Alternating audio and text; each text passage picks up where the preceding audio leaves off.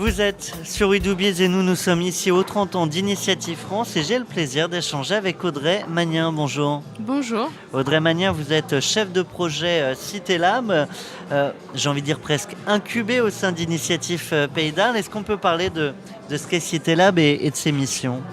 Alors CitéLab, c'est un dispositif qui a été créé par la Caisse des dépôts et consignations qui a pour objectif d'accompagner les porteurs de projets au stade de l'idée. Donc on appelle ça l'amorçage de projet, l'émergence de projets et qui les aide à formaliser leurs envies et leurs idées.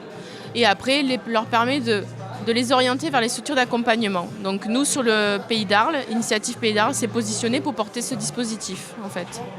Très concrètement, je suis entrepreneur. C'est vrai que souvent je me dis il faut quand même que mon projet soit déjà lancé, amorcé, voire très bien amorcé pour pouvoir bénéficier d'accompagnement. Là, l'idée, c'est que j'arrive avec une idée plus ou moins avancée et là, vous allez m'aider à avancer pas à pas ? Voilà, en fait, quand on est un porteur de projet, on commence par l'idée. C'est pas de suite le projet qui arrive. Donc forcément, toutes les questions qui vont avec l'idée. Est-ce que je peux le faire ? Est-ce que j'ai les capacités ? Est-ce qu'il y a le potentiel d'activité ? Donc toutes ces questions-là, il faut quand même être accompagné à ce stade-là. Sinon, après, les gens, ils continuent pas dans leur projet parce qu'ils s'autocensurent à ce niveau-là. Donc il faut les aider à sortir. Ils prennent la mauvaise voie ? Pas forcément, la Ouais. plupart du temps, ils vont juste peut-être se dire que c'est pas possible pour eux parce qu'ils n'ont pas, à un moment donné, quelqu'un qui les aura accompagnés pour valider leur idée. Donc l'amorçage de projet, c'est ça, valider une idée. Et le CitéLab a aussi pour objectif de territorialiser son dispositif sur les quartiers prioritaires. Comme le disait Monsieur le Président, les quartiers, il y a du potentiel. Donc il faut aussi avoir un accompagnement plus renforcé pour ces porteurs de projets issus de ces territoires.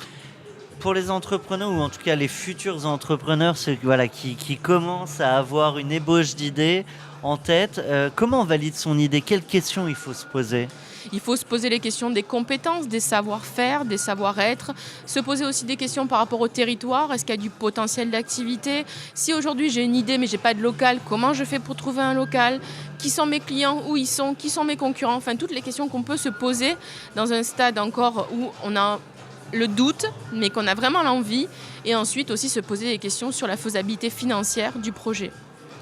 Vous parlez de faisabilité financière, c'est-à-dire qu'une fois que l'idée est validée, vous allez rediriger vers des structures type initiative. Voilà, c'est ça. Logiquement, a priori, après l'accompagnement, il se fait par Initiative Pays d'Arles qui va avoir un accompagnement beaucoup plus technique sur le contenu du projet et sa faisabilité financière. En plus, à côté, avec une aide financière au travers des prêts d'honneur et des prêts NACRE. Et qui derrière servent aussi d'effet de levier pour aller chercher... Voilà, sur du prêt au développement, si plus tard aussi, et effectivement, effet de levier auprès des banques. Eh bien, un grand merci à vous, Mais Audrey merci à vous Magnin, je le également. rappelle, chef de projet CitéLab chez Initiative Pays d'Arles. À très bientôt. Merci, au revoir.